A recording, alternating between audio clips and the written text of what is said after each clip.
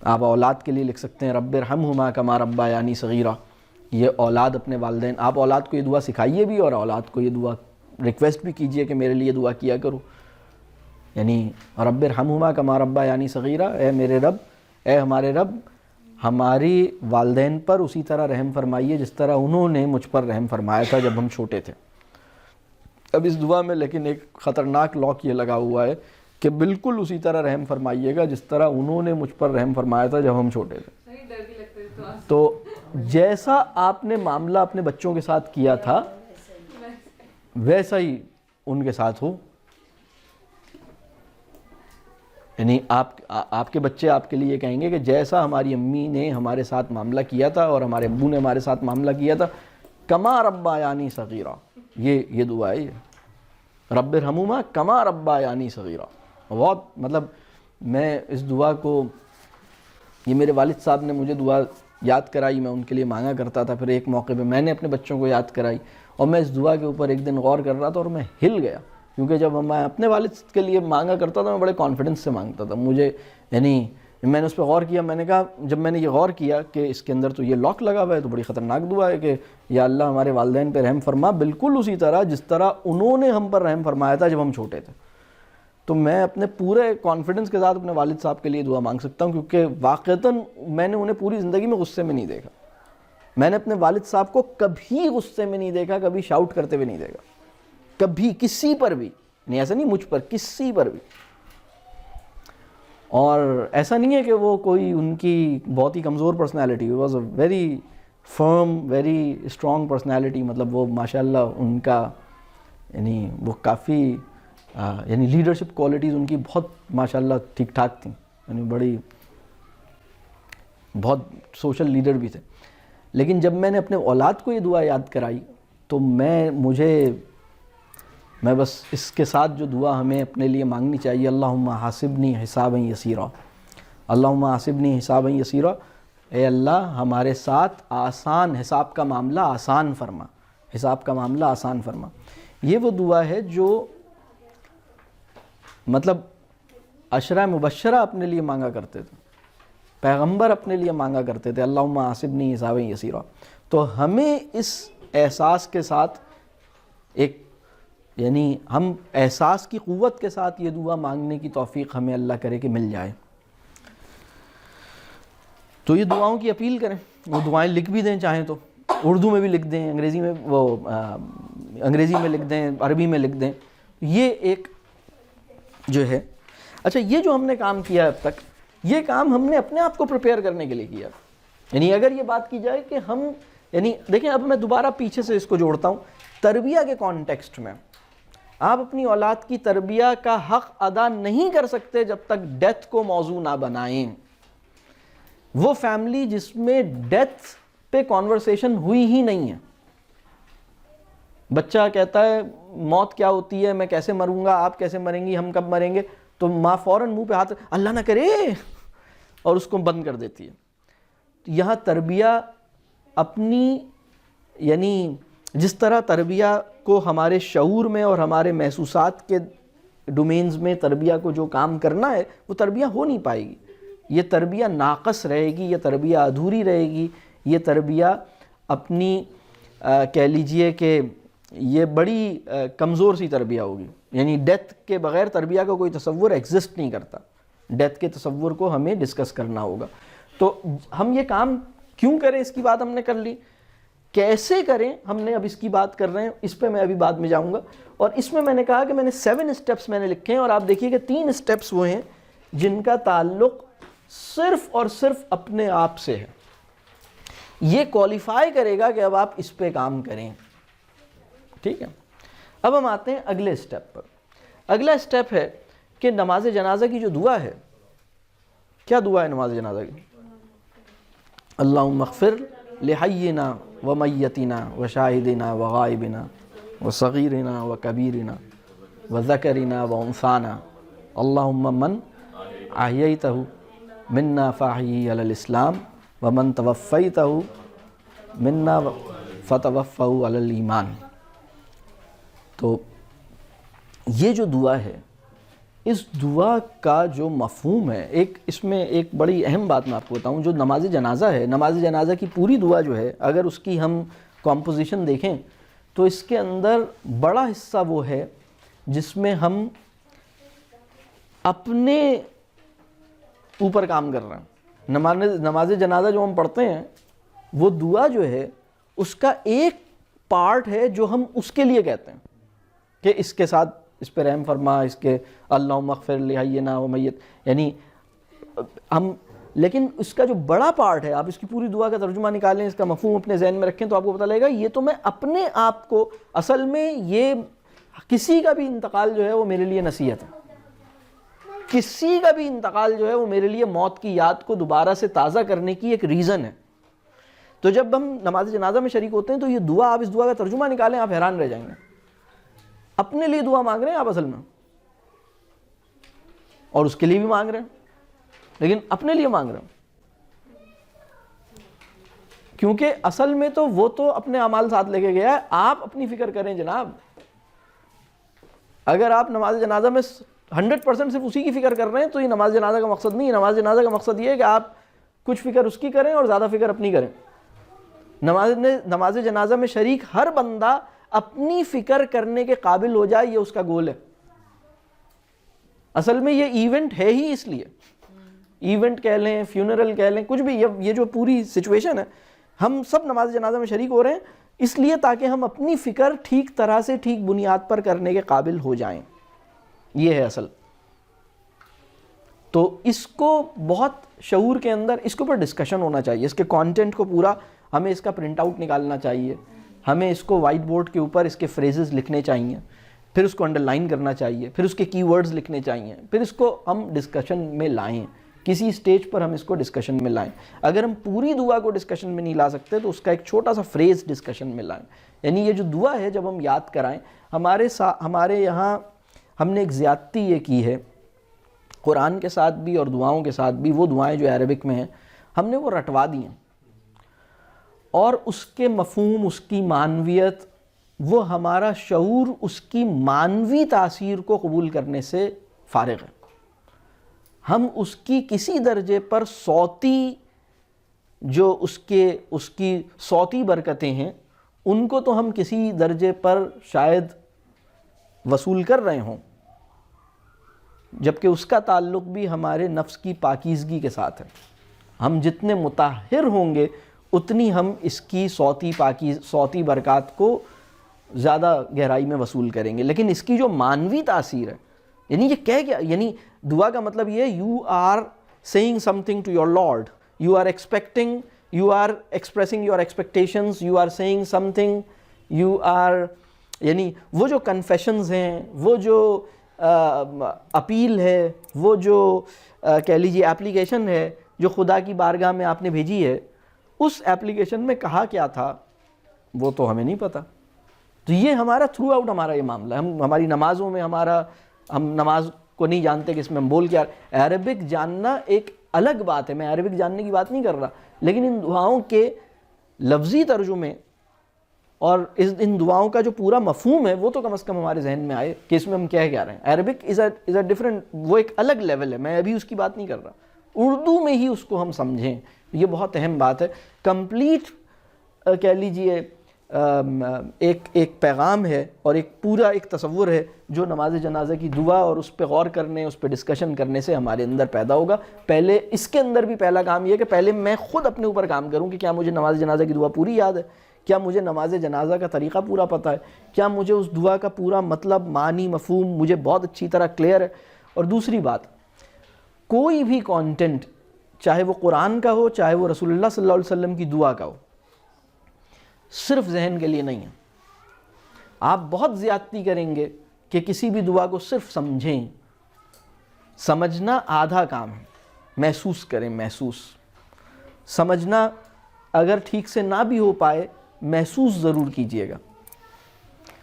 قرآن سمجھنے کی چیز بھی ہے، محسوس کرنے کی چیز بھی ہے۔ قرآن کو محسوس کر کے پڑھیں، قرآن کو سمجھ کے پڑھیں، یہ آدھا مطالبہ ہے قرآن کا۔ قرآن کو محسوس کر کے اور سمجھ کے پڑھیں، دعا کو محسوس کر کے اور سمجھ کے مانگیں۔ تو ہمارے محسوسات اس کے اندر انوالو ہوں، ہمارا قلب اس کے اندر انوالو. قلب کو انوالو کیے بغیر وہ دعا نہیں ہے. دعائی تاثیر اس کے اندر قلب کی شمولیت سے پیدا ہوتی ہے. یعنی دعا جو ہے آرزو، یعنی کسی کلام کے اندر آرزو کا جو ایلیمنٹ ہے وہ اسے دعا بناتا ہے. نہیں تو وہ اسٹیٹمنٹ ہے، وہ ایک فلیٹ اسٹیٹمنٹ ہے. آرزو دل سے پیدا ہوتی ہے نا. آپ یعنی ایک جملہ ہے، اس کے ساتھ میری آرزو پیوست ہو گئی ہے، اس کے نتیجے میں وہ جملہ اب جملہ نہیں رہا، دعا بن گیا. بات واضح ہو رہی ہے؟ تو میرے دل کی انوالومنٹ اس کے ساتھ ضروری ہے. یس. علامہ اقبال کا ایک شعر ہے کہ تو عرب ہو یا عجم تیرا لا الہ الا اللہ، لغت غریب اگر تیرا دل نہ دے گواہی. یعنی عربی لا الہ الا اللہ پڑھ رہا ہے یا اجمی لا الہ الا اللہ پڑھ رہا ہے، تو یہ ایک عجیب زبان کا جملہ ہے، ایک غیر مانوس زبان کا جملہ ہے اگر دل کی انوالومنٹ کے بغیر یہ پڑھا جا رہا ہے. بہت خوب. تو خیر ہم آگے چلتے ہیں. تو اگلا جو پوائنٹ تھا یہ، تو ہم کیسے ڈسکس کریں یہ اس کا ایک بہت فارمل ڈسکشن ہے، یہ بہت فارمل فیز ہے. لیکن اب یہ جو سارے فیزز ہیں ان کا کوئی آرڈر ضروری نہیں ہے. اگر آپ یہ پوچھیں، میں یہ نہیں کہہ رہا کہ آپ سب سے پہلے یہ کریں، میں یہ نہیں کہہ رہا. میں صرف یہ کہہ رہا ہوں کہ پہلے یہ کریں پھر یہ کریں. یہ کس آرڈر میں کریں یہ ڈیپینڈ کرتا ہے. اگر یہ پوچھا جائے کہ کس ایج کے بچے سے ڈیتھ کو ڈسکس کیا جا سکتا ہے، اس کی کوئی ایج طے نہیں ہے. سب سے دلچسپ بات یہ ہے کہ بچے کے ذہن میں یہ سوال جس دن پیدا ہو اس دن آپ کو اس سے یہ بات کرنی چاہیے. آئیڈیل ٹائم ہے. ایک بچے نے سوال کیا کہ ہم مر گئے تو کہاں گئے ہیں؟ بیٹا ہم مر گئے تو بس اللہ کے پاس چلے گئے. اب یہ والی ڈسکشن میں بتاؤں گا کہ یہ واٹ کیا ہے، موت کا واٹ کیا ہے، اس کی ڈیٹیل میں کچھ بتاؤں گا. وہ پھر آپ جتنی کلیئرٹی ہمارے پاس ہوگی اتنا بہتر ہم ڈسکشن کر سکیں گے. ایک پرابلم یہ بھی ہے کہ ہمارے پاس کلیئرٹی نہیں ہے. ایک پرابلم یہ، ایک ریفلیکٹیو کانورسیشن کے راستے میں اس کے دو اور بڑے پری ریکویزٹس ہیں ریفلیکٹیو کانورسیشن کے. ہمارا تعلق ہی نہیں ہے کہ ڈسکشن ہو سکے. پہلا پری ریکویزٹ ہے تعلق، دوسرا پری ریکویزٹ ہے کلیئرٹی. میرے پاس کلیئرٹی بہت ہو اور میرا تعلق ایسا ہو. میرا تعلق ایسا ہے کہ وہ ہر طرح کا سوال مجھ سے کر سکتا ہے. کلیئرٹی ایسی ہے کہ مجھ سے کانورسیشن کے نتیجے میں وہ کنفیوز نہیں ہو رہا، اس کو کلیئرٹی مل رہی ہے. تو ایک کنفیوزڈ انسان جس کا تعلق بھی بس ایسے ہی ہے، وہ تو بس گڑبڑ آدمی ہے. وہ اللہ آسان کرے. اس کو تعلق پہلے بنانے کی ضرورت ہے. سب سے پہلے تعلق پہ کام کریں. تعلق تاکہ بچہ آپ سے ہر چیز پوچھ سکے، بات کر سکے، ہر طرح کی بات کر سکے، اور وہ اسے خوف نہ ہو آپ سے بات کرتے ہوئے، اور آپ کے پاس کلیئرٹی ہو. یہ بات کلیئر ہو، یہ بہت اہم موضوع ہے. اچھا، پھر ہم اگلا جو پوائنٹ ہے، دوسری دعائیں بھی کئی ساری ہیں. مطلب یعنی ایون نماز جنازہ کے علاوہ بہت ساری اور دعائیں ہیں جو انسان، یعنی یہی دعا اللہم حاسبنی حسابا یسیرا، یا اللہم اعنی سعیدا وامیتنی شہیدا، بہت اہم دعا ہے. اس طرح رب اجعلنی مقیم الصلاۃ ومن ذریتی ربنا وتقبل دعا، ربنا اغفر لی ولوالدی وللمؤمنین یوم یقوم الحساب. یہ ہم پڑھتے ہیں اکثر، بہت اہم دعا. تو جتنی بھی دعائیں ہیں ان کے اوپر ڈسکشن. دعائیں جو ہیں وہ اللہ تعالیٰ کے انعامات کی ایک شکل جو ہے وہ دعائیں ہیں. اگر اللہ تعالیٰ اپنے کلام میں، کلام اللہ کی آپ ایک دلچسپ بات دیکھیے گا. کلام اللہ ہے، ذرا سا ہم کلام اللہ کے اوپر چند ایک دو بات کر لیتے ہیں. کلام اللہ جو ہے جسے ہم قرآن کہتے ہیں، اس میں بعض مقامات وہ ہیں جہاں وہ ایڈریسر ہے، میں ایڈریسی ہوں. اور بعض مقامات ایسے ہیں جس نے وہ ادھر سے ادھر آ گیا، اور میں ایڈریسر ہوں اور وہ ایڈریسی ہے. بات سمجھ آ رہی ہے؟ اور بعض مقامات ایسے ہیں جس میں وہ یعنی اللہ جو ہے وہ ان لوگوں کو ایڈریس کر رہا ہے جو اللہ کا جن پہ غضب ہوا ہے، جو اللہ جن سے ناراض ہے. اور بعض مقامات پر اللہ ان لوگوں کی بات کو پیش کر رہا ہے جو ان کے ذہنوں میں ہے. تو یہ جو بات ہے نا, جہاں قرآن کے وہ مقامات جہاں اللہ کی کمال محبت نے اس کو میرا ایڈریسی بنا دیا ہے, جسے ہم دعاؤں کے مقامات کہتے ہیں, بہت ہی اہم مقامات ہیں. یہ اللہ تعالیٰ کی بہت زبردست انعامات ہیں. نہیں آپ سوچئے نا کہ ایک بادشاہ کو مجھ سے کس درجے کی محبت ہے کہ وہ میری طرف سے اپنی بارگاہ میں جو عرضی لکھنی ہے اس کے فارمیٹس مہیا کر رہا ہے. بات سمجھ آ رہی ہے؟ یعنی میں کہاں اس قابل تھا کہ بارگاہ الہی کے پروٹوکول سمجھتا اور بارگاہ الہی میں ٹھک سے سنی جا سکنے والی اور پہنچا دینے والی ایپلیکیشن کریٹ کر سکتا. میں اس قابل تھا؟ میں تو نہیں تھا.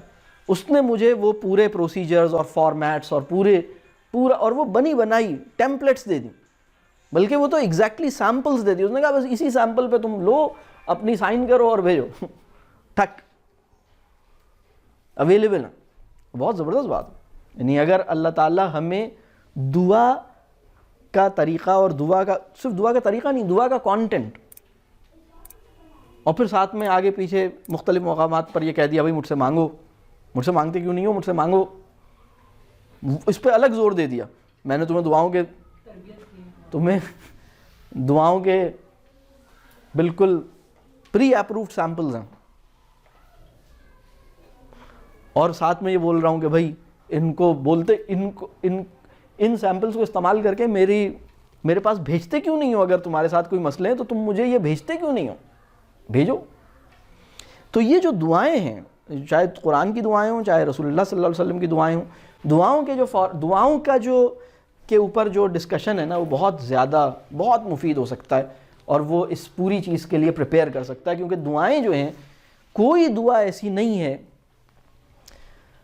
یعنی قرآن کے اندر اور کہہ لیجئے کہ اور رسول اللہ صلی اللہ علیہ وسلم کی دعاؤں میں, جس کے اوپر کنسنٹریٹ کرنے کے نتیجے میں, جس پہ تدبر کرنے کے نتیجے میں آپ دین کا ایسنس نہ پا سکیں, آپ دین کا ایسنس پائیں گے. یعنی دین جس طرح کے پرسپیکٹو میں ہمیں رکھنا چاہتا ہے, وہ دعا ہمیں واقعی اس پرسپیکٹو میں لے جائے گی. یعنی دعا کے نتیجے میں آپ یہ سوچیں, دعا پڑھتے ہوئے آپ یہ سوچیں کہ اگر میں یہ دعا پڑھ رہا ہوں ربنا لا تزغ قلوبنا بعد اذ ہدیتنا, تو کیا میرے دل میں اس کی تمنا بھی پیدا ہو رہی ہے, یا یہ میں صرف اپنے ذہن سے پڑھ رہا ہوں؟ تو آپ کی ٹریننگ ہے نا, آپ کہتے ہیں یار میں ابھی اس دعا کو اس درجے پر نہیں ہوں کہ میں اس کو دل کی انوالومنٹ کے ساتھ مانگوں, تو مجھے اپنے اوپر اور کام کرنا ہے. میں اپنے ذہن کی حضوری کے ساتھ, اپنے شعور کی انوالومنٹ کے ساتھ, اپنے قلب کی پوری کہہ لیجئے شمولیت کے ساتھ میں اس دعا کو مانگوں, اس کے اوپر مجھے اپنے اوپر کام کرنا ہے. یہ دعا میرے ذہن سے اور زبان سے پروڈیوس ہو رہی ہے, یہ دعا میرے دل سے نہیں نکل کے آ رہی.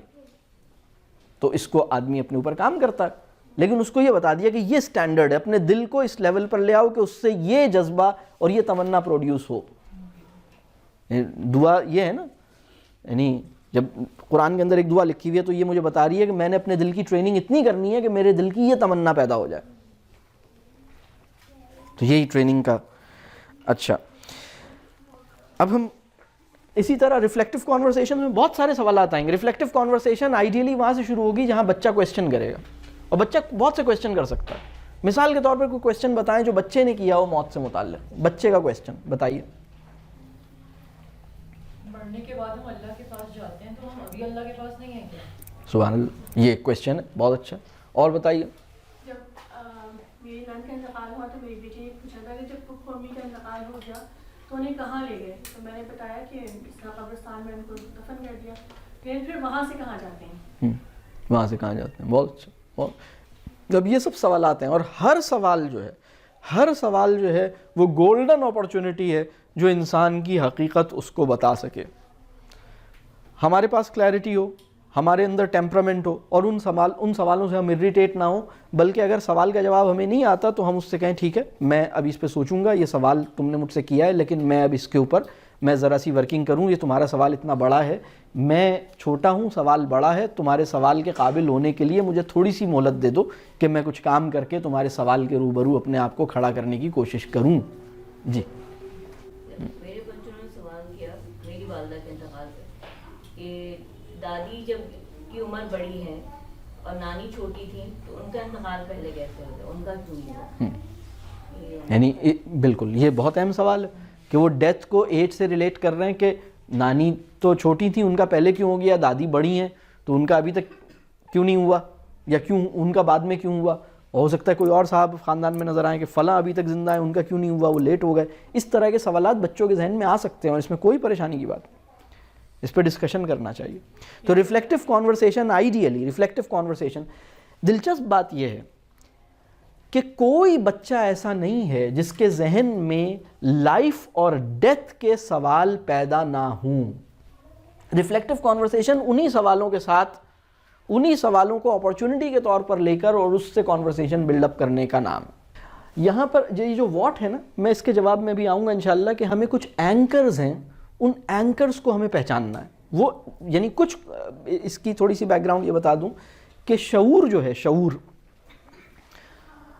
اس کے لیے بعض کانسیپٹس اینکر کی طرح ہوتے ہیں. اگر اینکر غلط ہو جائیں یا اینکر نہ بنے تو شعور گرو نہیں کرتا. یعنی کچھ کانسیپٹس ایسے ہوتے ہیں جو بہت ہی یعنی وہ اگر اس کے شعور سے نکال دیا جائے تو سب کولیپس ہو جائے گا, سب گر جائے گا. یعنی جیسے ایک دیوار کے اندر ہر اینٹ بنیاد کی اینٹ نہیں ہوتی, کچھ اینٹیں بنیاد کی اینٹیں ہوتی ہیں. دیوار کے اندر کچھ مقامات کو پلر دیوار کے اندر گم ہو چکا ہوتا ہے لیکن دیوار کے کسی حصے پہ پلر گزر رہا ہوتا ہے, اسے کھینچ لیں تو گیا. بالکل اسی طرح کچھ کانسیپٹس جو ہیں وہ بالکل اینکر ہوتے ہیں. اینکر کا مطلب یہ کہ وہ باقی کانسیپٹس بھی اس سے ہک کریں گے. وہ کانسیپٹس بہت اہم, وہ ابھی ہم واٹ کے اوپر جب آئیں گے تو ہم اس کی بات بھی کریں گے انشاءاللہ. لیکن الحمدللہ یہ بات کلیئر ہو گئی کہ ریفلیکٹیو کانورسیشن بچے کے ذہن میں نیچرلی پیدا ہونے والے سوالوں کے اوپر آپ انگیج ہو رہے ہیں, اس پہ برا نہیں مان رہے. اگر وہ سوال ایسا ہے جو آپ کو کلیئر نہیں ہے, خدا کرے کہ آپ بھی کسی مربی سے کنیکٹڈ ہوں. اس دنیا میں, موجودہ دنیا میں, ان سب سے بڑی جہالت یہ ہے کہ انسان گوگل کو مربی کا متبادل تسلیم کر کے زندگی گزارنے پہ مطلب بضد ہو جائے. whenever there is a problem he goes to Google. تو اس میں اللہ کرے کہ ہم کچھ ایسے اصحاب علم کے ساتھ جڑیں اور اپنی فہم کو کھولیں, اس کو ہم اور ڈیولپ کریں. گوگل پہ سرچ کرنے سے یہ حکمتیں نہیں ملتی. دوسری بات, یہ آخری جو پوائنٹ ہے, 7 سال کی عمر کے بچے کو جب اس پہ نماز کا ہم کہتے ہیں کہ نماز مطلب ہم اسے کہنا شروع کریں, ترغیب دیں, تو نمازوں میں ہی اصل میں تو تمام نمازوں کی صحت کو اور تمام نمازوں کی کوالٹی کو ڈٹرمن کرنے والی نماز کا نام ہے نماز جنازہ. ہم نے اپنی زندگی میں جتنی دفعہ نماز جنازہ پڑھی ہوگی, احساس کی انوالومنٹ کے ساتھ, شعور کی انوالومنٹ کے ساتھ, اس کے نتیجے میں ہماری باقی نمازیں ٹھیک ہونا شروع ہو جاتی ہیں. یا جنازے میں شریک ہونا, تدفین میں شریک ہونا, یہ بھی ایک ایسا پورا ایکسپیرینس ہے. تو 7 ایئرز آنورڈز ہم بچوں کو اگر کوئی موقع ہے ہم لے کے جائیں, قبرستان بھی لے کے جائیں. اور اگر فیملی میں کوئی ایسی سچویشن پیدا ہوتی ہے تو ہم اسے وہ نہیں کریں, ہم فورسفلی اس کو دور نہیں کریں, ہم ٹھیک ہے ہم ان کو بتا دیں یہ چیزیں, ہم ڈسکشن کریں. اگر فیملی میں اللہ کی مرضی سے کوئی انسیڈنٹ ہوتا ہے انتقال کا اور وہ بہت ینگ ہیں, تو اب آپ کا کام یہ ہے کہ آپ اپنے بچوں کو اگنور نہیں کریں. کبھی کبھی یہ ہوتا ہے کہ جس گھر میں انتقال کا واقعہ ہوتا ہے تو بچے نگلیکٹ ہوتے ہیں. جو بھی لوگ آتے ہیں وہ بڑے کو تو حوصلہ دیتے ہیں, وہ امی کو تو حوصلہ دے رہے ہیں, چھوٹی بہن اور چھوٹے بھائی کو حوصلہ نہیں دے رہے. تو بچوں کو اپنے ساتھ بہت بانڈنگ اچھی کریں, ان کو اپنے ساتھ سلائیں, ان کے ساتھ رہیں, ان کے ساتھ زیادہ بات کریں. یہ ان کی لائف کا وہ ٹائم ہے جس میں وہ بہت زیادہ آبزرو کر رہے ہیں اور ہنڈریڈز آف کویسچنز ان کے ذہن میں ہر گھنٹے پہ پیدا ہو رہے ہیں. تو اس وقت انہیں کوئی بڑا ڈیڈیکیٹڈ ایسا بندہ چاہیے جو ان کو سنے, ان سے ڈسکشن کرے, کیونکہ اس وقت وہ یعنی ان کی زندگی کا بھی ایک بہت اہم فیز چل رہا ہے. تو بجائے اس کے کہ ہم بچوں کو سوچیں کہ انہیں کہیں بھیج دیں اور ان سے یہ چیزیں چھپائیں, یہ نہ کریں. تو بہرحال یہ کچھ موٹی موٹی چیزیں. دیکھیں, ایک بہت اہم سوال یہ ہے کہ ہم موت کے بارے میں ہمارا پرسپیکٹیو کیا ہو. ٹھیک ہے, جو ہم واٹ کی بات، ہم اس میں کچھ باتیں انشاءاللہ شروع کریں گے، وہ جب تک ٹھیک نہیں ہوتا تو ہمارا جو موت کا خوف ہے، نہ صرف یہ کہ موت کا خوف بلکہ ہمیں کسی کی موت کا غم ہے اور اپنی موت کا خوف ہے. ہمارے ساتھ دو پرابلم ہیں، یعنی کسی کے مر جانے کا غم ہے، کسی کے مرنے سے پہلے اس کے مرنے کا بھی خوف ہے اور اپنے مرنے کا بھی. یہ جو مسائل ہیں یہ مسائل ہمارے کسی وجہ سے ہیں. ایک میں اس کو سمجھنے کے لیے کہ موت کو کیسے ڈیفائن کریں، ایک دعا ہے بسم اللہ الرحمن الرحیم، اور یہ دعا سونے سے پہلے کی دعا ہے. کیا دعا ہے؟ ذرا کوئی دعا سنائے. اللہم باسمک اموت واحیا. اور وہ دعا یہ کہہ رہی ہے، اس دعا میں ہم یہ کہہ رہے ہیں کہ یا اللہ، اے ہمارے اللہ، ہم آپ کے نام کے ساتھ مرتا ہوں، میں آپ کے نام کے ساتھ مرتا ہوں اور آپ ہی کے نام کے ساتھ میں دوبارہ زندہ ہوتا ہوں. ٹھیک ہے. اور سو کے اٹھنے والی دعا جو ہے وہ کیا ہے؟ الحمدللہ الذی احیانا بعد ما اماتنا والیہ النشور. یعنی جو بھی تعریف ہے اسی کی تعریف ہے، یعنی تعریف تو ہے ہی اس کے لیے. الحمدللہ الذی احیانا بعد ما اماتنا، جس نے مجھے زندگی عطا کی موت کے بعد، وَإِلَيْهِ النُّشُورُ، اور اسی کی طرف ہمیں واپس لوٹنا ہے، جانا ہے. ٹھیک ہے. یہ جو دعا ہے، یہ دعا یہ بتا رہی ہے کہ جو آپ کے سونے کا ایکسپیرینس ہے، وہ ایکسپیرینس اصل میں موت کی ایک اسٹیٹ ہے، اور آپ زندگی کی اسٹیٹ میں اپنے ایکشنز کے ذمہ دار ہیں، اپنی چوائسز کے ذمہ دار ہیں. موت کی اسٹیٹ میں آپ اپنی چوائسز اور اپنے ایکشنز کے اس طرح ذمہ دار نہیں. وہ موت ہے، وہ آپ کے اوپر ایک موت اللہ نے طاری کی ہے. اللہ کا احسان یہ ہے، موت اتنی اہم حقیقت ہے کہ رب کریم نے ہمیں لمبی موت عطا کرنے سے پہلے روزانہ کی بنیاد پر چھوٹی چھوٹی موت کے تجربوں سے گزارا، تاکہ ہمارا یہ یقین پیدا ہو کہ موت کے بعد کیسے ہم دوبارہ زندہ کیے جائیں گے، کیسے ہمیں موت ملے گی، کیسے زندگی ملے گی. اسی طرح ہمیں موت جو ہے وہ موت کی حقیقت ہمیں سمجھ آئے. یہ اللہ کا بہت احسان ہے. تو ہم اپنی اس پیدائش سے پہلے کہاں تھے؟ یہ جو باڈی ہمیں ملی ہے، اس پیدائش سے پہلے ہم کہاں تھے؟ ہم ایک اور عالم میں تھے، ہم علم الہی میں تھے، ہم اللہ تعالیٰ کے پاس تھے. اگر ہم یہ دیکھیں ہماری جو زندگی ہے، ہماری زندگی میں ایک پیریڈ تھا جو موت کا پیریڈ تھا. موت وجود کی وہ حالت ہے جس میں زندگی مغلوب ہے.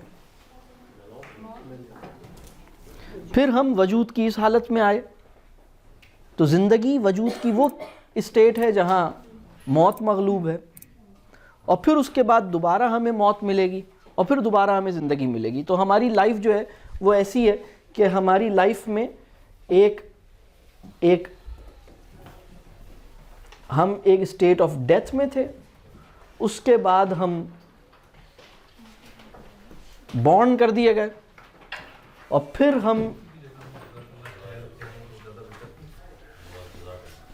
ہمیں لائف ملی، اور پھر ہمیں ڈیتھ ملے گی،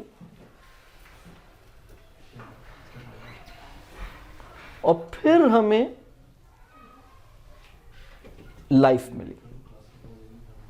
اور یہ جو لائف ہے یہ نہ ختم ہونے والی لائف ہے. اور ہم ابھی جو ہیں، ابھی ہم اس والی اسٹیٹ میں ہیں. یہ والی، یہ ہماری،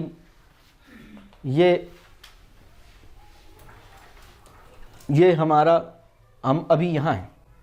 لیکن ہم اپنی پیدائش سے پہلے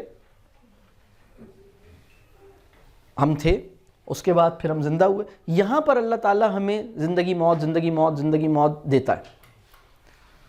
یہ جو دعا ہے اللہم باسمک اموت واحیا اور الحمدللہ الذی احیانا بعد ما اماتنا والیہ النشور، یہ ہمیں بتا رہی ہے کہ ہم نیند کے تجربے کو کس نگاہ سے دیکھیں، سونے سے متعلق ہمارا پرسپیکٹو کیا ہو. یہ دو دعائیں ہمیں یہ ٹیچ کر رہی ہیں. بات واضح ہو رہی ہے؟ اور موت ہمارے لیے مسئلہ نہ بنے. موت ایشو نہیں ہے. ٹھیک ہے. اصل میں یہ والی جو موت ہے یہ اس لیے ایشو ہے, یا ایشو سے مراد یہ کہ یہاں پر آپ کی مہلت عمل ختم ہو گئی. اس کی جو کمال ہے, صرف اس کے اندر ہمارے پاس جو چیز موجود ہے وہ ہے مہلت عمل. مہلت عمل موجود ہے, وہ صرف اس پیریڈ میں موجود ہے, اور یہاں پر جب یہ ڈسکنٹینیو ہوا تو وہ ختم ہو گئی. یہ ایک پوری ایک کہہ لیجیے ڈائمنشن. اب یہ بہت اہم پیریڈ ہے, بالکل اس پہ ڈیپینڈ کر, سب کچھ اس پہ ڈیپینڈ کر رہا. بلکہ دین جو ہے نا, دین, جو لوگ دین اور دنیا, یہ فریز ٹھیک نہیں ہے, دین اور دنیا یہ فریز ٹھیک نہیں.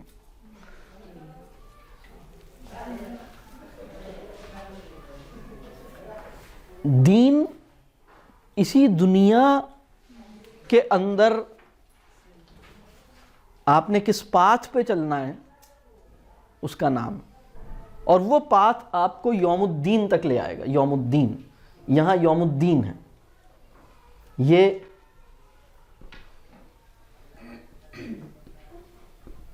یوم الدین, یہ یہاں پر, یہ ہے یوم الدین. یہاں آپ کا دیکھیں, ہم انتقال ہو گیا, یہ جو پیریڈ ہے ہم عالم برزخ میں ہیں, اور ہم پڑے رہیں گے. یہ اللہ کی مرضی ہے, یہ اللہ کے علم میں ہے کہ کس دن یوم الدین ہوگا, جس دن ہمارا فیصلہ ہوگا, اور اس کے بعد پھر ہمیں انعام ملے گا یا سزا ملے گی, یہ اس دن طے ہوگا. اور پھر جو پیریڈ شروع ہوگا وہ نہ ختم ہونے والا پیریڈ ہوگا, وہ چلتا رہے گا. یہ بات کلیئر ہو رہی ہے؟ تو جسے ہم دین کہتے ہیں, دین, وہ دین اس جگہ سے لے کر اس جگہ تک آپ کو, دین وہ پاتھ ہے جس میں آپ کو یہ مقام مستقل نظر آتا رہے. یعنی زندگی کو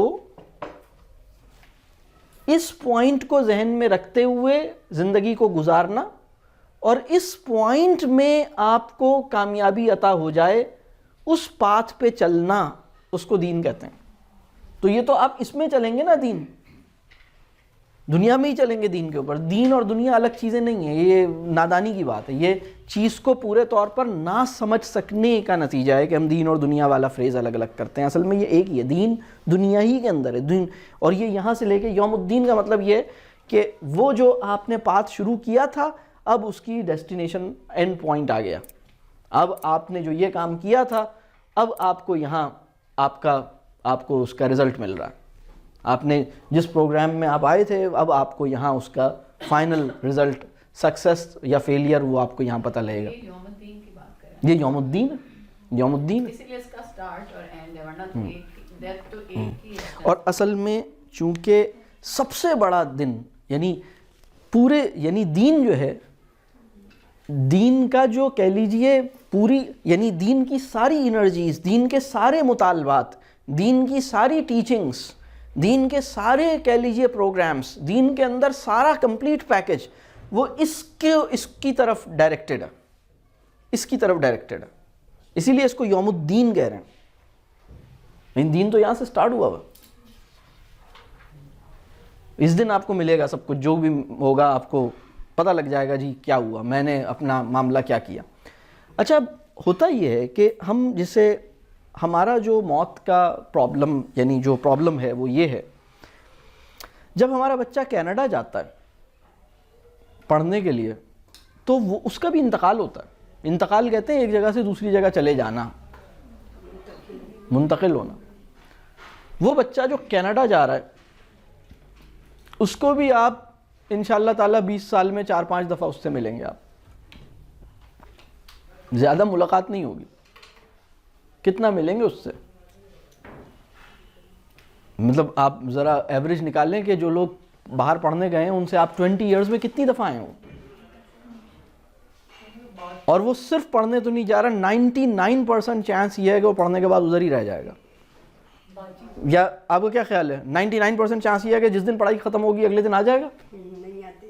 99, میں کوئی ایگزیجریٹ تو نہیں کر رہا کہ 99% چانس یہ ہے کہ پڑھنے کے بعد ادھر ہی سیٹل ہو جائے گا. ایسے ہی ہے, اگلے 20 ایئرز میں 5 دفعہ بمشکل آئے گا. یعنی بہت، یا آپ 2 دفعہ چلے جائیں گے، اس سے زیادہ کہاں آپ کی ملاقات ہوگی. یہ بھی انتقال ہے. ہوتا یہ ہے، یہ جو دیوار ہے نا، یہ دیوار یا یہ جو دیوار ہے یا یہ جو دیوار ہے، موت جو ہے وہ انسان کے لیے ایسی ہونی چاہیے جیسے میں دیوار کے اس طرف گیا ہوں. میں اس کی ایک سچویشن مجھے اپنی لائف میں، جو میں عملی زندگی میں مجھے جو سچویشن اس کی نظر آتی ہے، جو مجھے بہت اس سے ریلیٹ کرتی ہے، جب آپ ایئرپورٹ پہ ہوتے ہیں اور آپ کا پاسپورٹ وغیرہ چیک ہونے کے بعد آپ کو انٹری کی سٹیمپ لگ جاتی ہے، ہوتا ہے، یا ایگزٹ کی سٹیمپ لگ جاتی ہے. آپ وہاں سے فلائی کرنے والے ہیں، ایگزٹ کی سٹیمپ لگ گئی ہے، تو آپ ایک گیٹ ہوتا ہے، ایک جگہ ہوتی ہے جس کو کراس کر لیتے ہیں. اچھا، اگر آپ کے ساتھ 5 لوگ ہیں، یعنی میں کئی دفعہ ایسا ہوا کہ میری پوری فیملی تھی، میں ہوں، میری بیوی ہے، میرے 3 بچے ہیں، اور جب میں وہاں دیکھا میں نے دیکھا کہ وہاں 1 ایٹ اے ٹائم اس گیٹ سے کراس کر رہے ہیں وہ. تو کبھی ایسا ہوا کہ میں آگے چلا گیا، بیوی پیچھے ہو گئی اور درمیان میں بچوں کو کر دیا. وہاں آرڈر میری مرضی سے سیٹ ہوا.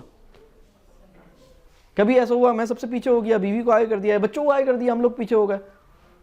ایک لمحے کو میرے ذہن میں یہ خیال آیا کہ اگر some how by any technical error جو ادھر گیا ہے وہ ادھر رہ جائے، جو ادھر گیا ہے وہ ادھر، اور ایک دم کہے نہیں بس ابھی اسی وقت role of the government change ہوئے اور اب جو ہے نا ابھی ہمارے پاس انسٹرکشن آئی ہے کہ مزید لوگوں کو ابھی ہم نہیں الاؤ کر سکتے سپوز، تو وہ جو 2 بچے ادھر چلے گئے وہ ادھر ہی رہیں گے، جو ادھر رہ گئے وہ ادھر رہیں گے. کیا خیال؟ لیکن وہ جو گیٹ ہے، وہ جو پیسج ہے، وہ 1 وے پیسج ہے، وہاں سے آپ واپس نہیں آ سکتے. جب آپ کو اسٹیمپ لگ جاتی ہے نا ٹکٹ، وہ کیا نام ہے، پاسپورٹ پہ آپ کے انٹری کی اسٹیمپ لگ گئی، اب آپ کہیں کہ سر مجھے ذرا وہ ایک چھوٹا سے کام کے لیے آنا ہے، وہ آپ کو الاؤ نہیں کرے گا. اس جگہ سے پیچھے نہیں آ سکتے آپ. کیا خیال؟ اسی طرح آپ کراچی کے ایئرپورٹ سے اگر آپ نکلیں تو جہاں پر آپ کی ایگزٹ کی اسٹیمپ لگ گئی، وہ آپ کہیں گے نہیں اب آپ چلے گئے، اب آپ کا انتقال ہو گیا، اب آپ واپس نہیں آ سکتے، آپ واپس نہیں. لیکن یہ جو زندگی اور موت کا معاملہ یہ ہے کہ ہم سب نے اس گیٹ کو کراس کرنا ہے، کسی نے پہلے کسی نے بعد میں، لیکن جو کراس کرتا جا رہا ہے وہ ادھر پہنچتا جا رہا ہے.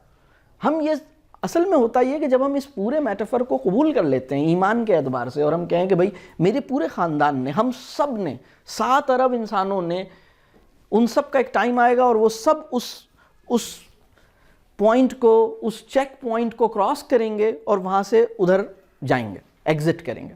اور وہ یہ بالکل ایسے کہ جیسے یہ دیوار ہے، اس دیوار کے ادھر چلے گئے، تو ہمارے گھر کے بہت سے لوگ اس دیوار کے ادھر ہیں، کچھ لوگ ادھر ہیں. تو جب ایک آدمی انتقال ہوتا ہے تو ہم کہیں بھائی ادھر بھی ہمارے بہت سارے ملنے والے ہیں، ادھر بھی بہت سارے ملنے والے ہیں الحمدللہ. وہاں ہماری دادی ہیں، دادا ہیں، نانا ہیں، نانی، اور بہت سارے لوگ ہیں، اور میری پھپھو بھی ہیں، اور میری ایک اور ممانی بھی ہیں، میرے ایک نانا بھی ہیں، میرے ایک اور نانا بھی ہیں، میرے 3 نانا وہاں ہیں، میرے ایک نانا ادھر ہیں. تو کوئی بات نہیں اگر وہ ادھر چلے گئے تو اب اصل میں تو اللہ کا سہارا ہی بڑا سہارا ہے نا، میرا سہارا تو کوئی سہارا نہیں ہے. چاہے ہم دیوار کے ادھر ہوں یا ادھر ہوں، یہاں بھی اللہ ہی کا سہارا ہے، وہاں بھی اللہ ہی کا سہارا ہے. یہاں تو پھر بھی ہم لوگ ایک دوسرے کو سہارا دینے کی کوششیں کرتے ہیں، وہاں تو کوئی کوشش بھی نہیں کر رہا، وہاں تو سب اپنے اپنے چکر میں. بات کلیئر ہو رہی ہے؟ یہ جو پوری بات ہے، میں سمجھتا ہوں رسول اللہ صلی اللہ علیہ وسلم کی تربیہ کے نتیجے میں سب سے کامیابی سے جس خاتون کو سمجھ آئی اسے خاتون جنت کہتے ہیں. رسول اللہ صلی اللہ علیہ وسلم نے اپنے انتقال سے کچھ ٹائم پہلے بی بی فاطمہ کو یہ فرمایا کہ میں تمہیں ایک اچھی بات، تمہیں ایک گڈ نیوز دوں گا، ایک تھوڑی سی پریشان کن نیوز دوں گا. تو پہلے میں وہ ذرا تکلیف دہ نیوز دیتا ہوں. اور وہ بتایا کہ میں جو ہوں، اب سوچیں کہ رسول اللہ صلی اللہ علیہ وسلم کو اپنی بیٹی سے کیسی محبت ہوگی، اور رسول اللہ صلی اللہ علیہ وسلم، اب یہ وہ ہستی ہیں جنہیں موت کا تو کوئی خوف نہیں ہے، یہ تو بلکہ یہ وہ لوگ ہیں جو خالق اعلیٰ سے ملاقات کے متمنی ہیں. یعنی انسان کے اوپر ایک لمحہ وہ آتا ہے جب انسان سوچتا ہے کہ بس اب ختم کر دیں امتحان، اب مطلب اب بلائیں، اب بلا لیں. یعنی یہ جو خواہش ہوتی ہے نا، یہ بڑی زبردست خواہش ہوتی ہے. جب انسان کو لگے کہ میری انویسٹمنٹ کچھ ہو گئی ہے وہاں، اور انسان کا اللہ سے ایک الگ درجے کا تعلق ہو، اور وہ ملاقات کی تمنا، وہ ایک الگ. تو خیر رسول اللہ صلی اللہ علیہ وسلم کو اندازہ تھا کہ اب میرا ٹائم آ گیا ہے، اور وہ بتایا تو حضرت فاطمہ جو ہیں وہ ان کے آنکھ میں آنسو آ گئے، وہ رونے لگیں. اور پھر اگلی نیوز جو دی، وہ اگلی نیوز بڑی اہم ہے. اور اگلی نیوز جو دی تو وہ ہنسنے لگیں، مسکرانے لگیں. یعنی دو نیوز ایک ساتھ دیں. ایک نیوز یہ بتائی میں دیوار کے اس طرف جانے والا ہوں، میں ادھر جا رہا ہوں. حضرت فاطمہ کو دکھ ہوا بچھڑنے کا. دوسری خبر جو دی تو حضرت فاطمہ مسکرانے لگیں، خوش ہو گئیں. حضرت فاطمہ، رسول اللہ صلی اللہ علیہ وسلم نے بتایا کہ سب سے پہلے جو مجھے آ کے ملے گا، میرے پاس جو آئے گا نا ادھر، وہ تم ہو. یہ بات تو مطلب اس سے بڑی خبر کیا تھی؟ اس سے بڑی خبر ہی کوئی نہیں تھی. مدینے میں ہمارے بزرگ ہیں، وہ اپنے کسی پروگرام میں فرما رہے تھے کہ مدینے میں 2 مواقعوں پہ جشن کسی کیفیت تھی، اور وہ مواقع وہ تھے جب رسول اللہ صلی اللہ علیہ وسلم نے یہ فرمایا کہ جس سے جس کو دنیا میں محبت ہوگی وہ آخرت میں اس کے ساتھ ہوگا. یعنی صحابہ نے سوال ایک دفعہ کیا کہ یا رسول اللہ صلی اللہ علیہ وسلم، ہم آپ کو جنت میں کیسے پائیں گے؟ آپ تو مطلب بہت آگے ہوں گے، بہت خاص مقام پر ہوں گے، تو ہم تو پتہ نہیں کہاں ہوں گے. تو پھر رسول اللہ صلی اللہ علیہ وسلم کہتے تھے کہ یہاں تو ہر وقت آپ کے ساتھ ہوتے ہیں، وہاں جا کے تو آپ کا ساتھ پتہ نہیں ہے. آپ سوچیے تعلق کیسا تھا کہ یعنی رسول اللہ صلی اللہ علیہ وسلم کی رفاقت سے محرومی جو ہے وہ یعنی جنت میں بھی گوارا نہیں ہو پا رہی، کس درجے کا. تو خیر وہ بی بی فاطمہ نے کہا، مطلب جب یہ بات بتائی ہے تو وہ خوش ہو گئیں، بالکل مطمئن ہو گئیں. تو یہ بالکل ایسے ہے نا کہ ایک آدمی جیسے اس کو بالکل سمجھ آ رہا ہو کہ جیسے میں یہاں سے ابھی فلاں ملک جا رہا ہوں. اور یہ ایئرپورٹ سچویشن میں آپ دیکھیں گے، یہ ایئرپورٹ سچویشن میں بالکل یہ والی سچویشن آتی ہے جب آپ پوری فیملی کے ساتھ ہیں اور آپ نے کہا آپ نے اپنے بچے کو بھیج دیا، وہ سامنے نظر آ رہا ہے کہ وہ ادھر چلا گیا، لیکن وہ واپس نہیں آ سکتا، لیکن آپ ادھر جا سکتے ہیں. آپ کب ادھر جائیں گے؟ یہ جو وہاں بیٹھا ہوا ہے کاؤنٹر پہ وہ الاؤ کرے گا تو وہ کہے گا ناؤ یور ٹرن، آ جائیے. پھر جب وہ آپ کو الاؤ کرے گا اور آپ کی سب چیزیں چیک کرے گا، پھر اس کے بعد کہے گا ناؤ یو کین گو، تو پھر آپ جائیں گے. تو اسی طرح ہم، یہ بالکل ایسا ہے کہ ہم دیوار کے اس طرف چلے گئے، دیوار کے اس طرف ہیں. تو ہم اسٹریسفل بھی ہوتا ہے نا وہ مومنٹ جب ایئرپورٹ پہ آپ ہوتے ہیں سچویشن میں. بالکل ہاں، ایک تھوڑا سا اسٹریس بھی ہوتا ہے، بالکل انگزائٹی ہوتی ہے، اسٹریس ہوتا ہے، بالکل ایک تھوڑا سا پینک بھی ہوتا ہے، تھوڑا سا اسٹریس بھی ہوتا ہے. پھر ایک سائے آف ریلیف ہوتا ہے جیسے ہم اس طرف زیادہ ہم بالکل. اور تو یہ ہماری فکر اصل میں یہ ہونی چاہیے کہ ہم جب ادھر جائیں گے تو اگر ہمارے اعمال اچھے ہیں تو معاملہ صحیح ہوگا. مطلب ہماری فکر یہ نہیں ہونی چاہیے کہ ادھر جانا پریشانی کی بات ہے. پریشانی کی بات یہ ہے کہ ہم غلط اعمال اور توبہ کیے بغیر اور اپنے غلط ہمارے معاملات صحیح نہیں ہیں اور ہم ادھر گئے تو پھر ہم گئے، پھر بہت خطرناک سچویشن ہے. تو ہم اس لائف میں وہ معاملہ صحیح کر لیں تاکہ ہم ادھر پہنچیں تو معاملہ صحیح ہو. تو یہ جو بات ہے نا کہ ہمیں بالکل ایسے محسوس ہو جیسے دیوار ہے، اس دیوار کے ادھر کچھ لوگ ہیں، اس دیوار کے ادھر کچھ لوگ ہیں، اور دیوار کے اس طرف جو لوگ جاتے جا رہے ہیں وہ ایک اور عالم میں گیدر ہو رہے ہیں. آپ کے بہت سارے جاننے والے ادھر گیدر ہو چکے ہیں، بہت سارے لوگ ادھر پہنچ چکے ہیں. ادھر اچھے لوگ بھی پہنچ گئے ہیں، ادھر خراب لوگ بھی پہنچ گئے ہیں، اور جو لوگ یہاں ہیں وہ بھی تھوڑی دیر کے بعد ادھر چلے جائیں گے. تو اس میں پریشانی کیسی ہے؟ مطلب یہ دیوار کے ادھر جانے میں پریشانی کیا ہے؟ ہاں ادھر کیا ہے وہ ابھی ہمیں نظر نہیں آ رہا کیونکہ یہ دیوار ہے، دیوار کے ادھر ہم نہیں دیکھ پا رہے، لیکن ہمیں یہ بتایا گیا ہے کہ بہرحال کس طرح کے معاملات رکھنے والے لوگوں کے ساتھ کیسا وہاں آسانیاں ہوں گی یا مشکل ہوں گی، اتنی بات ہمیں بتا دی گئی ہے. تو جو ہمارے لیے بہت اہم کانسیپٹ ہے وہ یہ ہے کہ یہ دیوار ہے، دیوار کے ادھر ہم چلے گئے، دیوار کے ادھر ہمیں نظر تو نہیں آ رہا لیکن ہم نے سن رکھا ہے کہ دیوار کے ادھر اچھے اعمال والوں کے ساتھ کیا معاملہ ہوگا، برے اعمال والوں کے ساتھ کیا معاملہ ہوگا. ہم سب ایک لائن میں لگے ہوئے ہیں، ہم میں کس کو کب کال کر کے پہلے ادھر بلا لے بعد میں ادھر بلا لے، یہ بالکل ایسی بات ہے. اور بچوں کو یہ بتائیں کہ تم پریشانی کیا ہے. غالب نے ایک موقع پہ یہ بات کہی، میں سوچتا ہوں کہ غالب نے ایک خط میں اپنے دوست کو لکھا جو بہت کسی کی موت پر بڑا اداس تھا. غالب نے کہا کہ کسی کے مرنے پہ وہ غم کرے جو خود نہ مرے، جس کو مرنا ہے وہ غم مرنے کا کیوں کرے. بڑی اور یہ بڑا اہم پوائنٹ، بہت ہی اہم پوائنٹ ہے کہ جب ہم سب نے دیوار کے ادھر جانا ہے تو اس میں پریشانی کیا ہے؟ تو یہ جو غم ہے یہ ختم ہو جاتا ہے، یہ غم ختم ہو جاتا ہے. اور اس کے لیے پھر جو 3 دن کا آپ کو ایک ٹائم ملا ہے کہ 3 دن میں آپ نارملائز ہو جائیں گے انشاءاللہ، وہ 3 دن کے اندر لوگ نارملائز ہو جاتے ہیں. ایک جو واحد جو غم کی جو بڑی شدت ہوتی ہے وہ یہ کہ جو مجھے نہیں پتا کہ یہاں پر کتنا عرصہ میں اور ہوں اور اس کے بغیر ہوں. تو یہ ایک احساس ہے. لیکن پھر جب آپ کو پتہ لگتا ہے کہ نہیں، اصل سہارا یہ تھوڑی تھا، اصل سہارا تو وہ تھا، تو بس ٹھیک ہے، اور مجھے بھی تھوڑی دیر میں ادھر ہی جانا ہے، تو بس ٹھیک ہے، ادھر چلے جائیں گے انشاءاللہ. یہ اس کو اس طرح ہم سمجھیں. اقبال نے کہا ہے نا، موت کو سمجھیں غافل اختتام زندگی ہے یہ شام زندگی صبح دوام زندگی. بالکل صحیح، بالکل صحیح. بلکہ اقبال کے بڑے خوبصورت، یہ بالکل یہ بہت اہم شعر ہے، موت کو سمجھے ہیں غافل اختتام زندگی. یعنی ہم سمجھ رہے ہیں کہ یہ اینڈ ہو گیا ہے، یہ شام زندگی صبح دوام زندگی.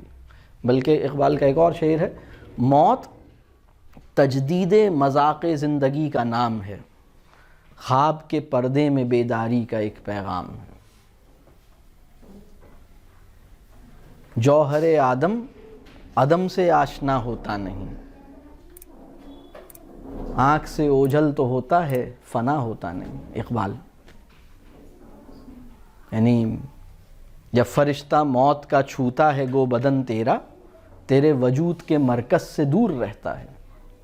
یہ تو بہرحال اس کو ہمیں دیکھنے کی ضرورت ہے کہ اچھا یہ جو پیریڈ ہے یہ ہم اس پیریڈ کو ہمیں سمجھنا ہے کہ یہ جو ہے یہ ہم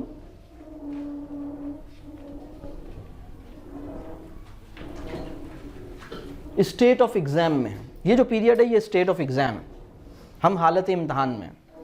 جب ہم یہ کہتے ہیں کہ میرے بچوں تمہاری عمر 1000 سال ہو جائے، تو یہ بالکل ایسا ہے جیسے آپ کا بچہ وہ لیولز کا پرچہ دینے گیا ہو اور آپ اس کو کہیں جب وہ جا رہا ہو، خدا کرے تمہارا پرچہ 40 آورز کا ہو جائے، تو وہ اس بات پہ خوش ہوگا یا پریشان ہوگا؟ مطلب 2 گھنٹے کا میرا انگلش کا یا 3 گھنٹے کا فزکس کا پرچہ، اماں جان نے کہا کہ خدا کرے تمہارا پیپر 50 آورز کا ہو جائے، تو یہ اچھی دعا ہے بری دعا ہے؟ یہ دعا ہماری تہذیب کے اندر، ہمارے پرسپیکٹو کے اندر کبھی نہیں دی گئی کسی کو. اس دعا کو اس طرح تو دیا گیا کہ اگر آپ کو کوئی کسی سے محبت ہے اور کسی کے علم اور کسی کے کیریکٹر اور کسی کی معاشرے میں جو خدمت ہے اس کا فیض پورے معاشرے کو حاصل ہو رہا ہے، تو یہ دعا کی آپ نے کہ یا اللہ ان کا سایہ ہمارے سروں پہ رکھے تاکہ زیادہ سے زیادہ یہ معاشرے میں ان سے جو فیض مل رہا ہے وہ ملے. یہ والی خواہش یا یہ والی دعا تو ہوئی، لیکن سچی بات یہ ہے کہ کسی کی طوالت عمری، یہ پورا کانٹیکسٹ ہی اس میں یہ ہے نا کہ بھائی آپ اگر فرض کیجئے ہم سب ایئرپورٹ پہ بیٹھے ہوئے ہیں اور ہمیں اصل میں جب ہم اس چیک پوائنٹس کو کراس کر لیں گے اور دیوار کے ادھر چلے جائیں گے تو زیادہ ریلیکس ہوں گے نا، یا ادھر زیادہ ریلیکس ہیں؟ ہم تو جب تک ہم ادھر نہیں چلے جاتے ہم تو ٹینشن میں رہیں گے، ہم کہیں گے الحمدللہ اب ہم ادھر آ گئے، ہمارا وہ پیریڈ پورا ہو گیا. لیکن اہم بات یہ کہ اس میں ہمارے لیے سب سے اہم بات جو ہے اس کو ہم مہلت سمجھیں گے. یہ مہلت عمل ہے، یہ بس اس میں ہمیں اپنے معاملات ٹھیک کر لوں، اگر گڑبڑ بھی ہے تو ٹھیک کر لوں، اگر گڑبڑ بھی ہے تو اس کو ٹھیک کر لوں. جی اس میں یہ دعا ہم ایڈ کر سکتے ہیں نا کہ اللہ تعالیٰ تمہاری عمر میں برکت دے. یہ بہت بالکل صحیح، یہ بہت اچھا، یہ بہت اللہ تعالیٰ ہماری عمر میں برکت دے، یہ بہت اہم بات ہے. دیکھیے طویل جو ہے نا وہ ایک کوانٹیفائبل اسکیل ہے، لانگ ہونا وہ کوانٹیفائبل اسکیل ہے، زیادہ ہونا جسے ہم کہتے ہیں یعنی یہ بالکل ایک الگ میجریبل کوانٹیفائبل اسکیل ہے. یہ ایک ایسا میجرنگ اسکیل ہے جس پہ آپ کہہ رہے ہیں کہ طویل ہو گئی، لیکن برکت جو ہے وہ اٹس اے ڈفرینٹ تھنگ. برکت یہ ہے یعنی کچھ لوگ ایسے ہیں جن کی عمر 35 سال کی تھی اور وہ چلے گئے، بڑے لوگ ہیں. کچھ لوگ ایسے ہیں جن کی 50s میں ایج ہے اور ان کے خدمات ایسی ہیں کہ آپ جب ان کی خدمات گنوائی جائیں تو آپ کو، اگر صرف ان کی خدمات گنوائی جائیں تو آپ کو لگے گا شاید یہ 200 سال کی عمر لائے ہوں گے، لیکن پتہ لگا وہ تو 52 کی ایج میں انتقال فرما گیا. تو اللہ نے ان سے کم عمر میں زیادہ کام لے لیا, اللہ نے ان کی عمر میں برکت پیدا کر دی. مال میں برکت کا مطلب بھی یہ نہیں ہوتا کہ مال کوانٹیٹی میں بڑھ جائے, بلکہ مال میں برکت کا مطلب یہ ہوتا ہے کہ مال میرے لیے کافی ہو جائے. کوانٹیٹی میں بھی بڑھ جائے, یہ بھی اس کا ایک ایسپیکٹ ہے, لیکن اصل میں جو اس کا یہ ہے کہ وہ مجھے یعنی وہ بہت ہو جائے, اس میں برکت جو ہے وہ ایک بہت الگ ایسپیکٹ ہے برکت. اسی طرح وقت میں برکت میرے ذہن میں نہیں, یہ برکت ایفیکٹیونیس سے تعبیر کریں. بالکل سے بالکل, یعنی بامانی ہو گئی, اس میں زیادہ افیکٹو ہو گئی, اللہ نے اس میں زیادہ مجھے توفیق عطا فرما دی, اس کم وقت میں میں نے زیادہ کچھ اچیو کر لیا. بالکل صحیح بات. ہماری زندگی کے سیکریٹ مومنٹس وہ ہیں جس میں ہم نے چند لمحات, ہمیں ہماری اپنی لائف کے سیکریٹ مومنٹس کون سے ہیں جس میں ایک چند منٹ کی ساعت ہے اور اس کے اندر آپ کو بہت کچھ سمجھ میں آ گیا, بہت کچھ ریئلائز ہو گیا اور سچی توبہ کی توفیق ہو گئی اور اللہ سے تعلق کو آپ نے شدت کے ساتھ محسوس کیا. وہ آپ کی لائف کے موسٹ سیکریٹ مومنٹس ہیں. یعنی ہماری پوری لائف ایسی نہیں ہوتی, لیکن وہ وقت کی برکت ہے. آپ کو وہ جو شعور کی ترقی ہوتی ہے وہ کرونولوجیکل اسکیل پہ نہیں چلتی, وہ لینئر نہیں ہوتی, وہ بس اللہ آپ کو بس کوئی لمحہ ہوتا ہے سیکریٹ مومنٹ جس میں چیزیں سجھا دیتا ہے. یعنی میں اپنی ایفرٹ سے سمجھنے کی اس کو نہیں پایا, وہ سجھا دی, اللہ نے ٹھک سے فلیش آف لائٹ کی طرح چیزیں کلیئر کر دیں, اللہ نے وقت میں برکت دی, اللہ نے آسانی کی. تو بالکل سے آپ کچھ کہہ دیں. پناہ بھی مانگی رسول اللہ نے, ہاں ڈوبنے سے, دب کے مر جانے سے رسول اللہ نے پناہ مانگی, ارذل العمر ہونے سے پناہ مانگی, انسان محتاجی میں نہ آ جائے. بالکل صحیح بات, بالکل صحیح بات, بالکل صحیح بات. اصل میں یہ جو بات ہے آپ دیکھیے کہ جو سڈن ڈیتھ ہے, یعنی اصل میں ہوتا یہ ہے کہ جو اچانک موت ہے اس میں اس بات کا امکان ہے نا کہ اس میں مجھے ہاں اس طرح سے موقع نہیں مل رہا. لیکن ایک بات اور ہے کہ جو یعنی وہ موت جو بڑی جلدی سے آتی ہے وہ مرنے والے پہ آسان ہے, لواحقین پہ بھاری ہے. لیکن وہ موت جو بہت یعنی طویل بیماری کے نتیجے میں آتی ہے وہ مرنے والے پہ مشکل ہے, دشوار ہے, لیکن لواحقین کے لیے اس لحاظ سے آسان ہے کہ ان کا ذہن بنا دیتی ہے. بس اللہ سے آسانی کی دعا کرنی چاہیے, اللہ ہمارے ساتھ آسانی کا معاملہ کر. آسان موت کی تو خواہش ہماری ہونی چاہیے کہ اللہ آسانی سے چلے جائیں. تو یہ والی بات کہ دنیا, اچھا اب اگین اگر ہمیں دنیا امتحان لگتی ہے, اور ایک اور حدیث ہے کہ دنیا جو ہے مومن کے لیے قید خانہ ہے, تو موت جو ہے وہ قید خانی سے رہائی ہے نا, بلکہ موت جو ہے وہ مومن کے لیے انعام ہے نا. آپ نے جو کچھ کیا تھا اب اپنی کمائی اب آپ وصول کریں. آپ نے آپ جس کھیت میں مزدوری کرتے تھے اب آپ آخرت جو ہے وہ دنیا کی دنیا جو یعنی کھیتی ہے نا, کیا ہے وہ دنیا آخرت کی کھیتی ہے. یعنی یہاں آپ نے کھیت پہ کام کیا تو وہاں آپ کو کھیتی آپ نے جو آپ کو ریسیو ہو گیا. تو اگر ہمیں یہ قید خانہ لگے گا تو ہم جو ہے وہ اس کو انعام سمجھیں گے نا. اگر قید خانہ ہی نہیں لگا تو اگر ہم اسے قید خانہ سمجھتے ہیں, اگر دنیا مومن کے لیے قید خانہ ہے اور کافر کے لیے جنت ہے, تو وہ مومن اس قید خانے سے رہائی کی, یعنی وہ کون سا مومن ہے, وہ کیسا مومن ہے جس کے دل میں کبھی قید خانے سے رہائی کی کبھی خواہش پیدا نہیں ہوئی, جس کے دل میں کبھی یہ خواہش نہیں پیدا ہوئی کہ یا اللہ اگر امتحان اس گھڑی میں نے کوئی ڈھنگ کی حرکت کر لی ہے اور میری توبہ آپ نے قبول, یعنی انسان کی یہ خواہش ہونی چاہیے کہ یا اللہ جس وقت میری توبہ قبول ہو اس وقت مجھے جو ہے وہ مجھے بلا لیجئے, کیونکہ مجھے نہیں اپنے اوپر اعتبار کہ میں توبہ قبول ہونے کے بعد دوبارہ حرکتوں میں لگ جاؤں گا. تو قبولیت توبہ کے فوراً بعد یہ بالکل صحیح ٹائم ہے. تو لیکن قید خانے سے رہائی کی کوئی خواہش اس مومن کے دل میں نہیں پائی جاتی. وہ اس لائف کو قیدی کی لائف سے تعبیر نہیں کر رہا. بس اللہ آسان کرے, اللہ آسان کرے.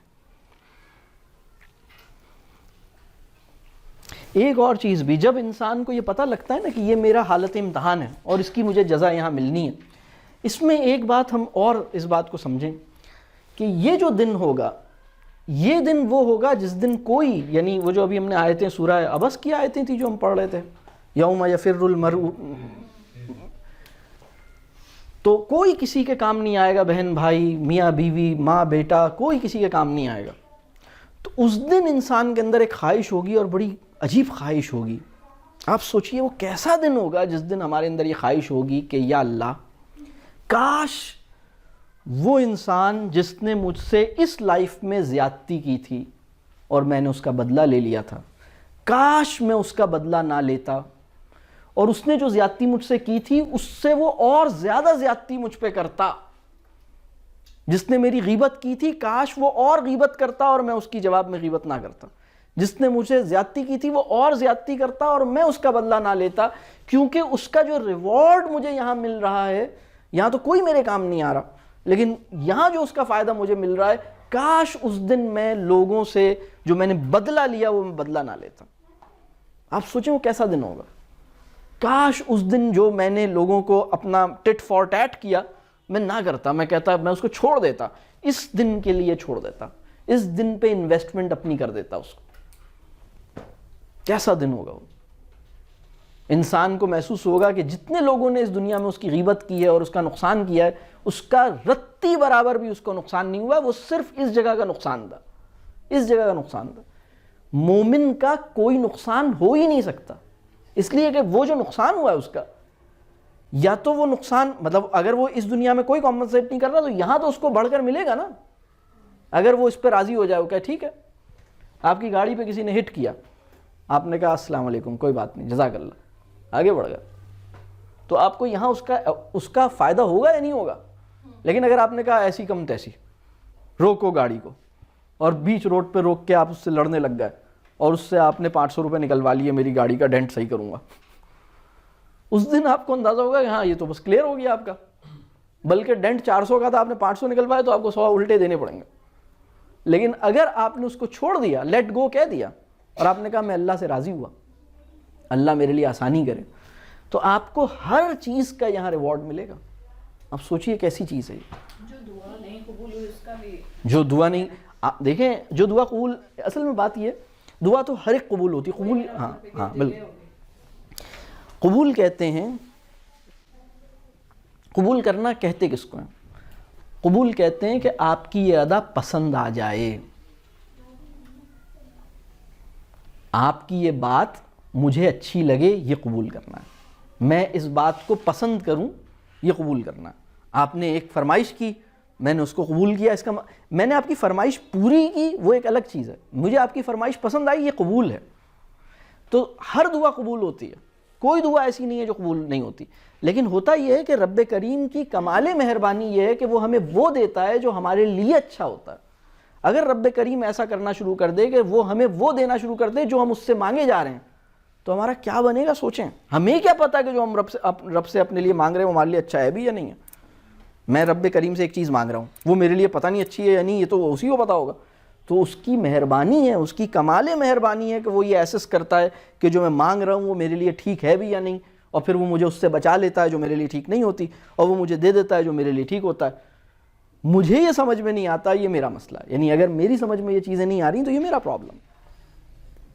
معاف کر دینے کے نتیجے میں ہم آئیڈیل سائیکک کنڈیشن پہ لفٹ ہو جاتے ہیں. ہماری جو سائیکک کنڈیشن ہے وہ سب سے آئیڈیل فارم میں چلی جاتی ہے, لیکن انتقام کے انٹینٹ کے ساتھ ہم آئیڈیل سائیکک کنڈیشن نہیں اچیو کر پاتے. ہاں مطلب اگر آپ نے کہا کہ میں وہاں پر تجھ سے کروں گا, تو بھی ایک اس کے اندر اس لیول کی سائیکی نہیں ہے جو سائیکی یہ ہے کہ بس ہاں, یعنی جو آئیڈیل سائیکک, جو مسلم کانشیسنس ہے, یہ مسلمان کی جو سائیکک کنڈیشن ہے, وہ یعنی رب کریم ہماری نفسیاتی کنڈیشن کو اور نفسیاتی پوزیشن کو جس مقام پر جس رفت پر پہنچانا چاہتا ہے وہ درگزر اور عفو کے نتیجے میں حاصل ہوتی ہے, اور ہم خود عفو و درگزر کے مستحق اسی کے نتیجے میں بنتے ہیں. یہ بھی ایک بہت اہم پوائنٹ ہے. اصل میں بات یہ تربیہ جسے ہم کہتے ہیں نا, تربیہ میں اپنی چوائسز کے کنسیکوینسز کو ریئلائز کروں, میری چوائسز میری سینس آف ڈائریکشن کو ڈم نہیں کریں, میری چوائسز میری چوائسز میرے لیے آبسٹیکل نہ بنیں, میری چوائسز میرے نفس کو کثیف نہ کریں. یہ ہے تربیہ. یعنی میں اپنی چوائسز میں سینسیبل ہو جاؤں, میں اپنی چوائسز میں اکاؤنٹیبلٹی کی اسپرٹ سے معمور ہو جاؤں. للہیت کے جوہر میری چوائسز پہ حاوی رہے. یہ تربیہ کا ایسنس ہے اور وہ اس ساری چیز سے حاصل ہوتا ہے. اس میں جو سب سے اہم بات تھی وہ یہی تھی جو ہم نے شروع میں کی کہ موت کا کوئی ایسا ذکر جس سے موت کا خوف پیدا ہونے لگے وہ مناسب نہیں ہے. موت کا ذکر اصل میں جواب دہی کے احساس کو تازہ رکھنے کے لیے ہے، موت سے ڈرانے کے لیے نہیں ہے. موت ایشو نہیں ہے. کافر اور مسلمان کی جو سائیکک کنڈیشن ہے اس کا بڑا فرق یہ ہے کہ کافر موت سے ڈرتا ہے، مسلمان موت سے نہیں ڈرتا. مسلمان جواب دہی سے گھبراتا ہے کہ میرے پاس ہے کیا، میں اپنے اعمال کو کیسے جب مجھ سے اور اسی وجہ سے دعا کرتا ہے یا اللہ آپ بس مجھے درگزر سے کام لیجیے گا. اگر میرے ہر عمل کا جب حساب لینے بیٹھ گئے تو میں اس آڈٹ میں تو نہیں پاس ہو سکتا. تو یہ بہرحال جی یہ قرآن کے حوالے سے کچھ تھوڑی سی بات شیئر کرنا چاہوں گا. اس میں موت کو جس بھیانک انداز میں پیش کیا جاتا ہے اور جو خوف ہمارے دل میں ڈیولپ ہوتا ہے تو اللہ تعالیٰ نے کچھ آیات ایسی نازل کی ہیں کہ جن کو اگر پڑھا جائے تو مطلب ہمارے دل کو کافی سکون اس میں ملتا ہے. اس کا میں اردو میں ترجمہ بتاؤں گا تاکہ وقت کم ہے.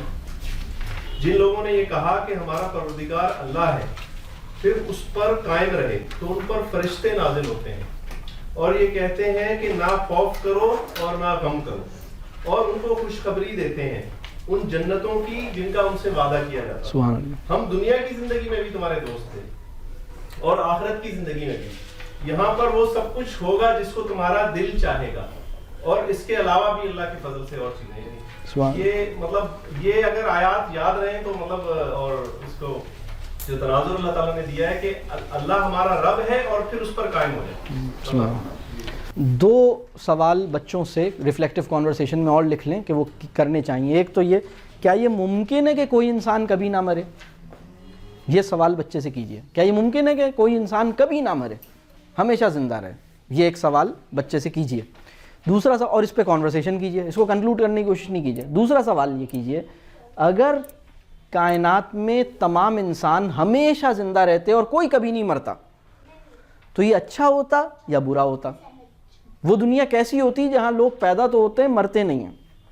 پہلا سوال یہ تھا کہ کیا یہ ممکن ہے کہ کوئی انسان کبھی نہ مرے؟ کیا یہ ممکن ہے؟ اور دوسرا سوال یہ ہے کہ کیا وہ دنیا کیسی ہوتی جہاں انسان پیدا تو ہوتے لیکن کوئی مرتا نہیں؟ یعنی اگر کوئی نہ مرے اور سب زندہ رہیں، جتنے آپ کے حضرت آدم سے لے کے آج تک سارے لوگ زندہ ہیں، کوئی نہیں مرا ہے، تو یہ اس میں کوئی خیر ہوتی یا نہیں ہوتی؟ اس دنیا وہ معاشرہ کیسا ہوتا جہاں لوگ مرتے نہیں ہیں، سب زندہ ہی رہتے، کبھی کسی کو موت نہیں آنی؟